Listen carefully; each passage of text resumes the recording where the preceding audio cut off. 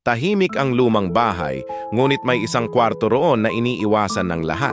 Sinabi ng lola ko, huwag ko raw buksan ang pinto sa dulo ng pasilyo, lalo na kapag gabi. Ngunit sa isang malakas na bagyo, dala ng kuryosidad at takot na hindi maipaliwanag, binuksan ko ito. Walang laman, maliban sa malamig na hangin na tila humahaplos sa balat ko at mga aninong gumagalaw sa gilid ng paningin ko. May tao ba? Bulong ko, halos hindi marinig. Biglang may bumalik na tinig, pabulong. May tao ba? Kumabog ang dibdib ko ng mabilis. Nilakasan ko ang loob. Wala! Sagot ng kwarto mas malakas. Wala!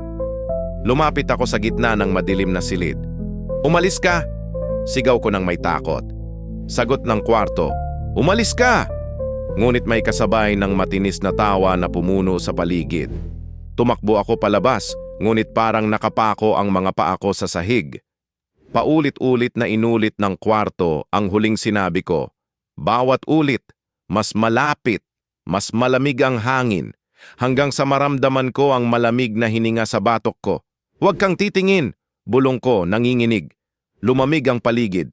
Saka ko narinig, mula mismo sa likod ko, huwag kang titingin.